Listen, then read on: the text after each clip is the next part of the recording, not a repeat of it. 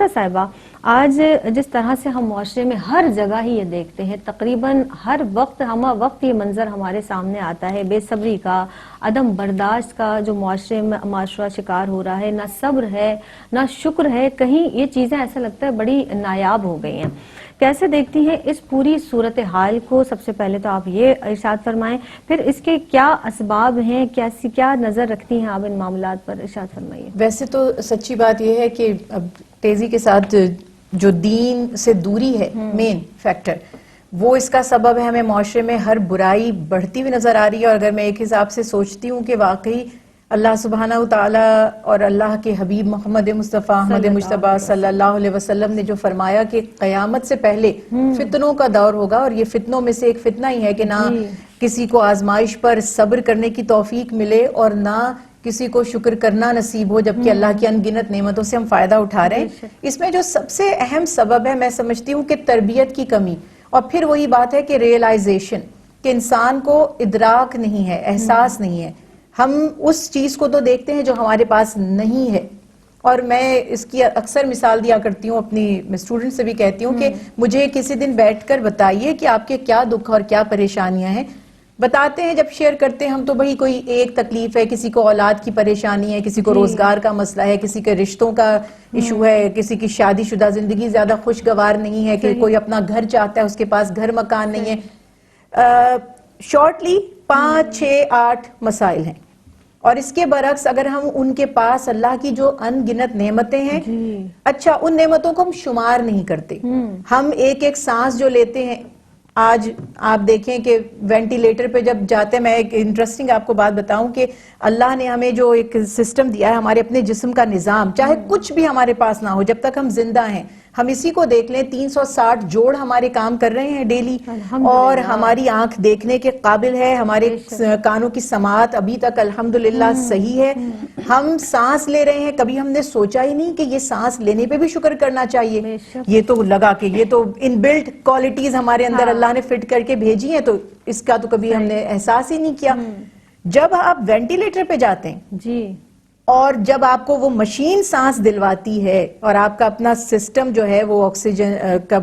پھیپھڑوں سے اس کا ڈسکنیکشن کر دیا جاتا ہے، تو اس مصنوعی سانس سے 10 طرح کی بیماریاں پیدا ہو رہی ہیں۔ وہ گردوں کو فیل کر رہا ہے، وہ جگر پہ برا اثر ڈال رہا ہے، وہ ہارٹ کے لیے ایشو بن رہا ہے۔ تو مجھے اس وقت یہ سوچنے پہ میں مجبور ہو جاتی ہوں، اور میں سب سے یہ بات کہنا بھی چاہتی ہوں کہ آپ سب باتوں کو چھوڑ دیں، صرف جو سانس آپ اللہ کا دیا ہوا فری آکسیجن لے رہے ہیں نا، ایک تو وینٹیلیٹر پہ آپ کا لاکھوں کا بل بنتا ہے، اس کے بعد آپ کی 10 طرح کی بیماریاں اس سے پیدا ہو جاتی ہیں، یہ سانس کا نظام۔ پھر اگر آپ ڈائلیسس پہ چلے جاتے ہیں، اللہ نے نظام بنا دیا ہے، کڈنیز اپنا کام کر رہے ہیں، کیا کبھی ہم نے اس پہ شکر کیا کہ اللہ کا بہت شکر ہے کہ میرے گردے صحیح کام کر رہے ہیں؟ اگر یہ نہ صحیح کام کرتے اور ڈاکٹرز اس کو مصنوعی طریقے سے پوزیشن میں لاتے، کام کرنے کے قابل بناتے، تو اس سے مجھے کتنی تکلیف ہوتی، میرا مالی بھی کتنا نقصان ہوتا، اور اس کے سائیڈ ایفیکٹس بھی کتنے ہوتے۔ تو ہمیں بس یہ جان لینا ہے کہ جو نعمتیں ہیں، اسی لیے تو صبر اور شکر کا ایک ساتھ تذکرہ کیا گیا کہ صبر بھی نعمت ہے،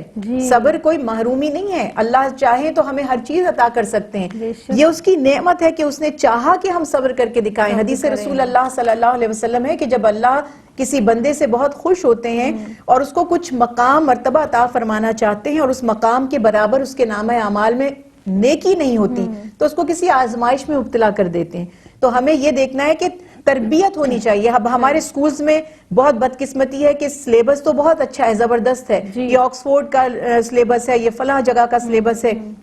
اس میں ہم آگے بڑھ رہے ہیں، لیکن تربیت نہ تو آپ کو گورنمنٹ سکولز میں مل رہی ہے، نہ پرائیویٹ سیکٹر میں مل رہی ہے۔ تربیت کا فقدان ہے۔ آپ اپنے سلیبس کی، اگر میری بات سے آپ ایگری نہیں کرتے تو آپ ساری کتابیں ہر اسکول کی لے لیجئے اور مجھے بتائیے کہ اس میں تربیت کہاں ہے۔ تو اس حساب سے اسکولوں میں، گھر کے ماحول میں خود ہمارے اندر پیشنس نہیں ہوگا، ہمارے اندر صبر نہیں ہوگا، ہمارے اندر شکر نہیں ہوگا۔ ہم اپنے بچوں کو سکھاتے ہیں کہ بیٹا شکر کرو، اور ہمارے بزرگ، ہمارے والدین ہمیں ہمیشہ یہ کہتے تھے اپنے سے کم کو دیکھو،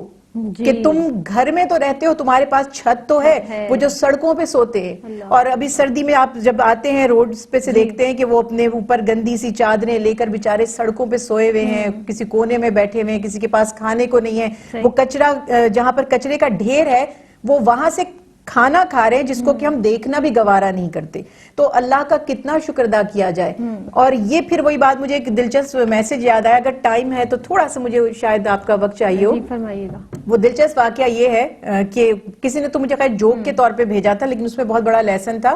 ایک دفعہ خطبہ دینے کے لیے مولانا صاحب موجود نہیں تھے، تو ایک جیسے یہ مجذوب قسم کے لوگ ہوتے ہیں نا، دیوانہ جس کو کہتے ہیں، وہ ممبر پر چلا گیا۔ تو لوگوں نے اس کو روکنا چاہا تو ایک سمجھدار شخص نے کہا اس کو تقریر کرنے دو۔ میں اس کی تقریر کو مختصر کرتی ہوں۔ اس نے کہا کہ اللہ نے 2 طرح کے لوگ پیدا کیے، 2 جنس سے، ایک مرد اور ایک عورت، پھر انسانوں میں مختلف قبیلے بنائے، پھر اللہ تعالیٰ نے 2 طرح کے انسان پیدا کیے، ایک امیر اور ایک غریب۔ جس کو زیادہ نعمتیں دیں اس لیے دیں کہ وہ شکر ادا کرے، اور جس کو کم دیا اس لیے دیا کہ وہ صبر کر کے دکھائے۔ نہ امیر لوگ، دولت مند